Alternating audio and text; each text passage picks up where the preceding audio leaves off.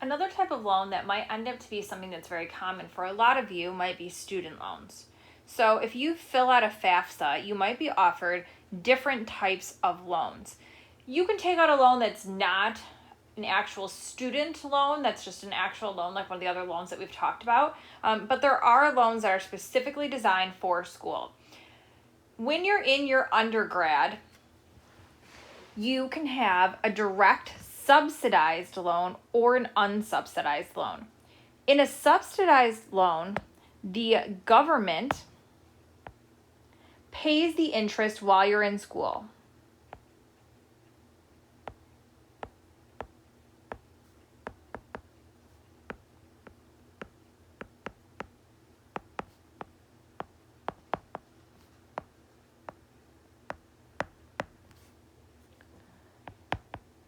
It's also, or sometimes you have a grace period.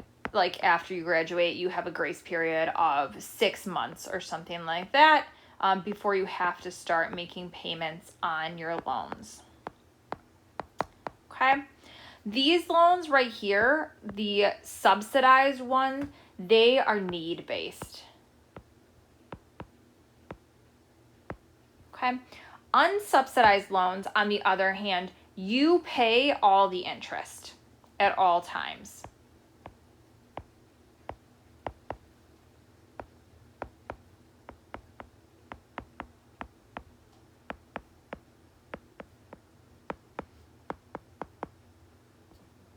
When you're in grad school, you can get another type of loan, which is called a plus loan, and those require a check.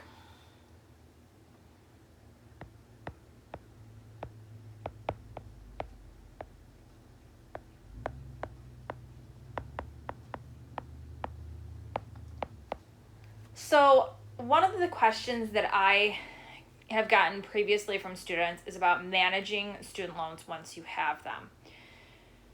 So most student loans, you don't actually have to start paying on them until you graduate. Some really great ideas though is if you can start making payments, is to start doing that. So start making payments early. Especially if you have an unsubsidized loan. Because you are gaining interest or paying interest on that loan from the day that you take it. You might not actually be making the payments at that time, or they might not be requiring you to make payments, but it's still accruing interest. And so when it is time for you to start paying on those, you are going to be paying those, okay? That interest rate. So if you can, even if it's just you're paying the interest every month, great. Go ahead and do that. You know, if you can throw an extra $20 to $50 a month into your loan while you're in school, fantastic. Go ahead, start paying those things early. Also, make sure that you're looking at the different types of repayment plans and whatnot that are offered to you.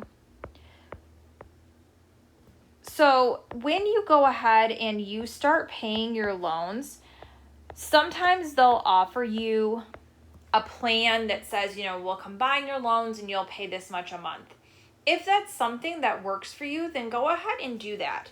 However, I caution you to be careful. There are often companies that go ahead and they offer to refinance your loan, and they might give you a higher interest rate than what you're already paying. But they'll say, oh, but your payment is lower right now if you pay on this. But in the long run, you're going to be paying a higher interest rate. So you just want to be careful of the repayment plans that are offered.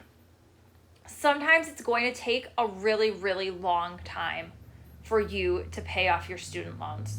When I went for my undergrad degree, I only luckily had to take out $3,000 in loans, and I paid those off really quickly. The rest I was able to get in scholarships and whatnot. Kind of going along with that, I'll try to remember to say this in class.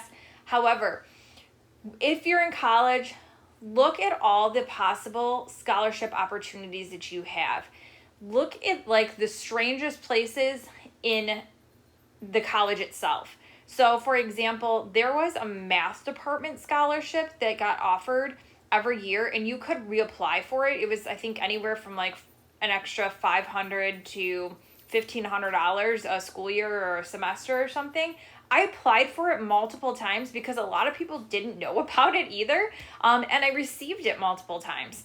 So just make sure that you're taking advantage of those kind of things, not just thinking like, oh, I have a student loan, so I don't really need to worry about that.